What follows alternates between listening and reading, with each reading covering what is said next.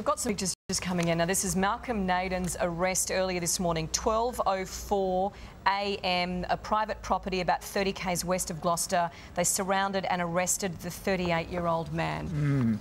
They always believed it was going to be a game of patience. Boy, they had some patience. Yeah, they used the dog squad and the whole lot.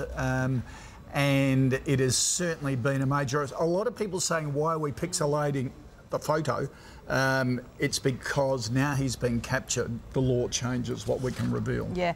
Now, he's currently being questioned in relation to a number of offences. The murder of a 24-year-old woman in Dubbo back in 2005, the disappearance of a 24-year-old woman in Dubbo in 2005, the aggravated indecent assault of a 15-year-old girl in Dubbo in 2004, and the shooting of a police officer near Noandock in December 2011. Let's head up to Taree, where he is being held in custody now for more on that story, and Rob Abattoir, who's been on this story basically for years.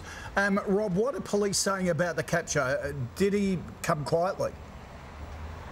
Well, he had very little choice, to tell you the truth, Koshi. This is something that they had been working towards ever since Malcolm Naden is accused of shooting at a police officer a few weeks before Christmas. We understand that the methodology from police has to set a number of booby traps in the sort of places that Malcolm Naden may well frequent. One of those booby traps went off successfully last night at about 9 o'clock. A whole heap of cops immediately went on to standby. They had a hit in one of these huts. The police surrounded the property. Malcolm Naden was aware they were there. He tried to escape, and then a dog was set onto him and grabbed him in the leg and brought him down. So this is exactly what police had planned for. There was no luck involved in this whatsoever. Police had just been hoping that one of those hits would happen, and it certainly did at 12:04 a.m. this morning. Yeah, we're going to hear from police doing a media conference in about 20 minutes from now, Rob, but do you know the next step in the process? Will he be appearing in Taree?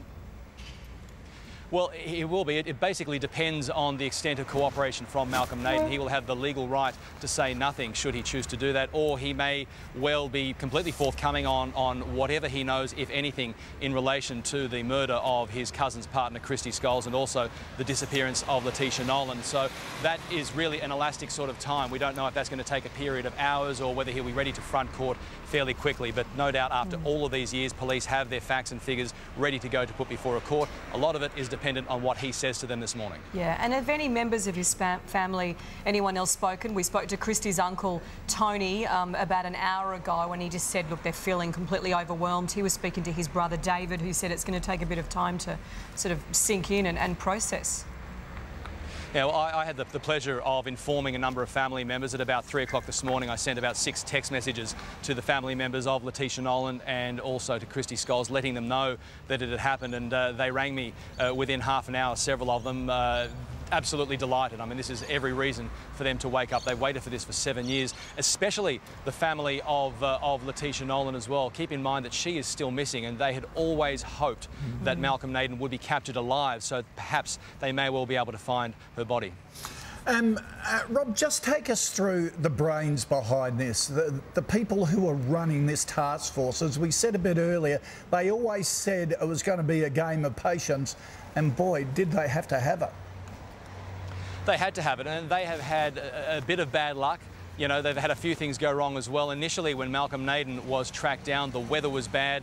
He is alleged to have shot at a police officer. The weather was bad to get police helicopters up for a few days. It's a massive scope that they have to look at in the Barrington Tops area. So what they could work with, I guess, is the fact that Malcolm Naden is known to frequent these hunting lodges and various houses, stealing food, stealing camping gear, and all they had to do is really lay some traps at those sorts of normal places, I guess, the usual suspects, and that paid off this morning. And they've had a number of those hits, but today they were successful, and they feel grateful for that, because with winter setting in, the weather up here was set to become quite atrocious and very, very difficult going for police. Yeah, and look, there was a few years when I think the case certainly dropped off the media's priority list, but it was the shooting of that police officer in the shoulder December last year, wasn't it, that's basically brought it all back?